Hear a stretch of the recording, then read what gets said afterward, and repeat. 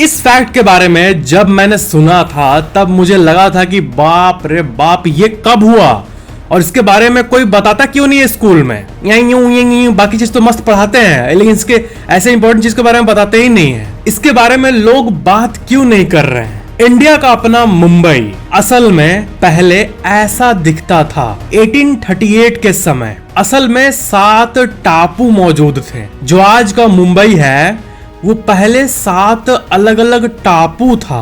फिर इंसान ने तय किया कि हम इस धरती का सबसे बड़ा लैंड रिक्लेमेशन करेंगे, मतलब लिटरली समुद्र को मिट्टी से ढक कर लैंड बना देंगे। 1782 में एक प्रोजेक्ट बनाया गया, द हॉर्नबी वेलार्ड, और 50 साल बाद ये क्रेजी सी चीज कंप्लीट हो गई और तब जाके मुंबई कुछ ऐसा दिखने लगा। उस समय लाखों रुपए लगे थे इस चीज के लिए। अभी जो मैंने लाइन बोला, इससे आपके मन में ये बात आई होगी कि अभी इसने बोला कि लाखों लगे थे, तो अगर 99 लाख भी लगे होंगे तो इतना बड़ा शहर को बनाने का प्रोजेक्ट लाखों में कैसे कंप्लीट हुआ, करोड़ों भी नहीं लगा। तो भाई 1700s के समय ना 1 लाख रुपए आज के अरबों रुपए के बराबर था। तब भी यहाँ मेन बात यह है कि इंडिया का फाइनेंशियल कैपिटल मुंबई ऐसे बना था और हमें पता भी नहीं है। नेक्स्ट फैक्ट, क्या कोई ऐसी वाटर बॉडी है, कोई ऐसा समुद्र, कोई ऐसा लेक हो सकता है जहां पर एक भी फिश या कोई और जीव ना हो? जनरली इसका आंसर है नहीं, क्योंकि नेचर में हर वाटर बॉडी में ऑर्गेनिजम्स होते ही होते हैं। लेकिन डेड सी नामक इस वाटर बॉडी में, इस लेक में आपको एक भी फिश या अदर क्रिएचर देखने को नहीं मिलेगा। क्योंकि पहली बात तो ये है कि ये एक ऐसा लेक है जहां पर आप डूब नहीं सकते हो, आपका बॉडी तैरने लगेगा, क्योंकि इस लेक में बहुत ज्यादा नमक है। वाटर इतना डेंस हो गया है नमक के चलते कि आपके बॉडी से ज्यादा डेंस इसका पानी हो गया है। आपके बॉडी का जो डेंसिटी है, जो घनत्व है, वो कम पड़ जाता है इस समुद्र के सामने। पानी में इतना डेंसिटी, ये बहुत ही अजीब बात है और इसी के चलते आपका बॉडी तैरने लगता है। यहाँ पर 2 चीज है, आपका बॉडी और ये पानी। डेंसिटी के मामले में तो नॉर्मली पानी जो होता है वो कम पावरफुल होता है आपके बॉडी के कंपैरिजन में, लेकिन यहाँ पे पानी ज्यादा पावरफुल है। नेक्स्ट फैक्ट, इंडिया के बारे में मैंने आपको बताया था कि पैसे के मामले में HDFC बैंक सबसे बड़ा बैंक है, लेकिन इस वर्ल्ड की बात करें तो JP मॉर्गन चेज बैंक इस वर्ल्ड की सबसे बड़ी बैंक है, with market cap of $368 billion.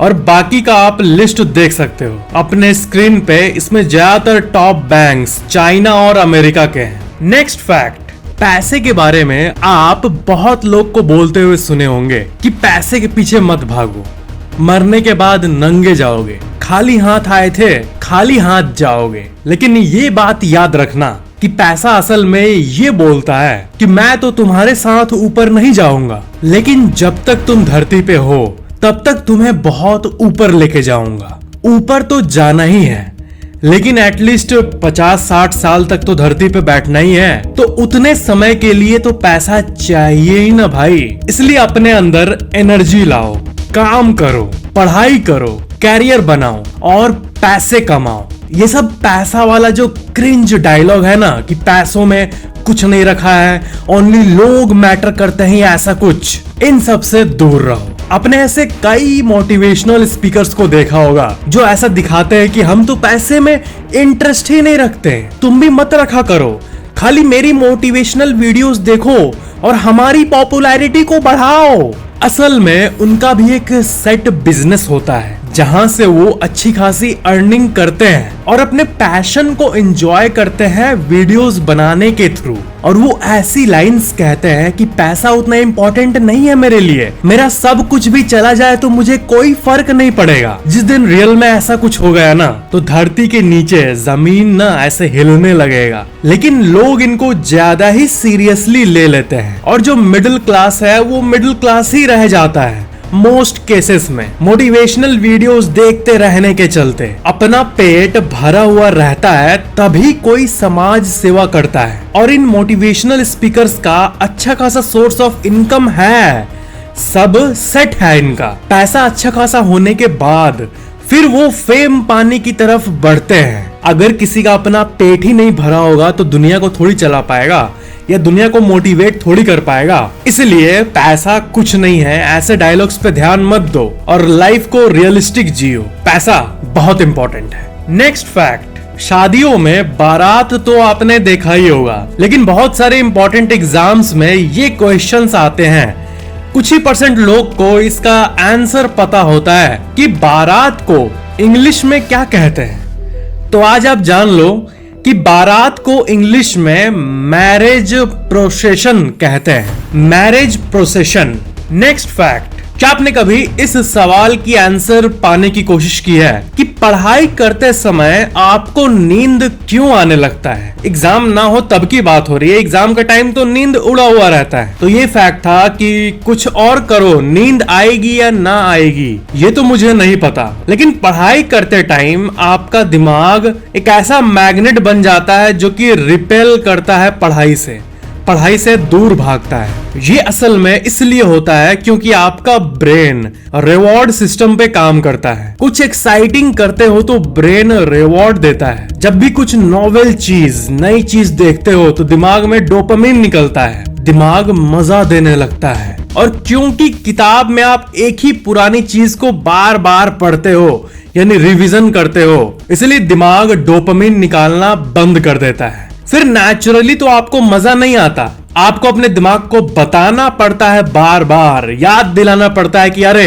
Exam आने वाला है, पढ़ ले। तो फिर आपको जानबूझकर लॉजिक से थिंक करना पड़ता है, नेचुरली मजा नहीं आता। नेक्स्ट फैक्ट, क्या आपको पता है कि आपके गले में ये पार्ट क्यों होता है? इसे एक्चुअल में यूव्यूला कहते हैं और ये आपके शरीर में बहुत ज्यादा जरूरी है। इसके बिना आप जी ही नहीं पाओगे, ये इतना जरूरी है। यही वो पार्ट है आपके मुंह और गले का जो कि आपके मुंह और गले को भिगाए रखता है, सलाइवा सेक्रेट करता है, जिसके चलते आप खाने को घोट पाते हो और खाना नाक वाले हिस्से में ना चला जाए, पेट में ही जाए सिर्फ, इसका ध्यान यही पार्ट रखता है। कभी कभी खाते टाइम बात करते समय इसी के डिस्प्लेसमेंट के चलते खाना गलत जगह पर चला जाता है। ये पार्ट आपको नॉर्मली बात करने में भी असिस्ट करता है, आवाज निकालने में, और जो खर्राटा होता है वो भी इसी पार्ट के चलते होता है। और टॉन्सिल होने के समय भी यही पार्ट दुख पहुंचाता है। तो ये असल में बॉडी के सबसे अंडररेटेड पार्ट में से एक है क्योंकि ये बहुत ही ज्यादा जरूरी है। ये ना हो तो खाना अंदर ही नहीं जाएगा ठीक से, सलाइवा के कमी के चलते। इसलिए अंदर वाले इस घंटी को एक बार थैंक यू जरूर बोलना, वीडियो को लाइक जरूर करना, नीचे कमेंट जरूर करना और चैनल को सब्सक्राइब जरूर करना। Thank you so much for watching this video.